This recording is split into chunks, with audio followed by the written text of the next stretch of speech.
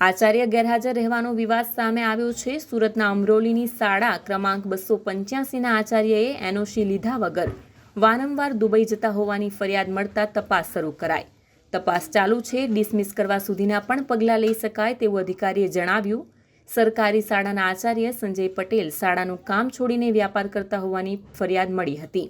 દુબઈમાં વેપાર કરતા હોવાથી વારંવાર દુબઈ જતા હોવાની ફરિયાદ મળી હતી। વર્ષ 2023માં 33 વખત દુબઈ પ્રવાસ કર્યો હોવાની માહિતી મળી છે। આચાર્યને અપહરણકારોએ ઢોર માર માર્યો હોવાની પોલીસમાં જાણ કરી છે। અકસ્માતનું બહાનું કાઢીને હાલ આચાર્ય મેડિકલની લીવ લઈ ઉતરી ગયા છે। કોઈપણ શિક્ષક કે આચાર્ય વિદેશ પ્રવાસ કરે તો ફરજિયાત સંબંધિત અધિકારીને એનઓસી લઈ જાણ કરવાની હોય છે।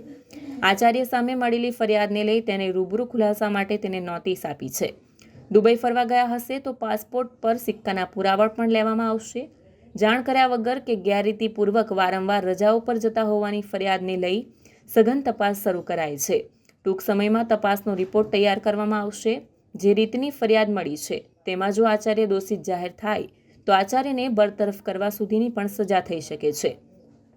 શાળાના રજિસ્ટરથી લઈ ઓનલાઈન રજિસ્ટરની હાજરી સુધીની તપાસ શરૂ કરાઈ છે। સુરતના શિક્ષકની ઓળખાણ મારફતે પૂર્વ ધારાસભ્યના ભત્રીજાને ઉછીના 3.50 કરોડ આપ્યા હતા।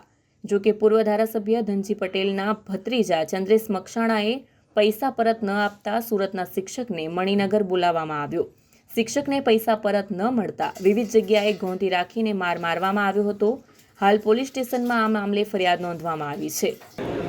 જે ફરિયાદ પ્રાપ્ત થઈ છે કે શિક્ષક એટલે પ્રિન્સિપાલ છે જે શાળાના પરમિશન વગર વિદેશ પ્રવાસ કરી રહ્યા છે, તો એ બાબતે અમે પ્રાથમિક રિપોર્ટ મેળવ્યો છે અને હવે એની ઉપર અમને કારણદર્શક નોટિસ આપી છે અને એમને જવાબ રજૂ કરવા માટે અમને તક આપી હતી।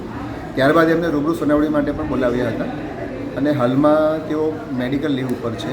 એમનું કંઈ અકસ્માત કે કંઈ જાણવા મળ્યું છે। કોઈ પણ સરકારી કર્મચારી હોય વિદેશ પ્રવાસ જવા માટે એમણે ફરજિયાતપણે એનઓસી લેવાની હોય છે। આ કિસ્સામાં એમણે એનઓસી મેળવેલ છે કે નથી મેળવેલ એની તપાસ ચાલી રહી છે। પુરાવો એકત્રિત કરવામાં આવેલ છે અને તપાસની બાબત હોય એટલે હાલમાં વધુ તમને જણાવી નહીં શકું, પણ ટૂંક સમયમાં આ તપાસ પૂર્ણ થશે અને નિયમ અનુસાર જે કંઈ પણ શિક્ષાત્મક કાર્યવાહી કરવાની થશે એ અમે કરીશું।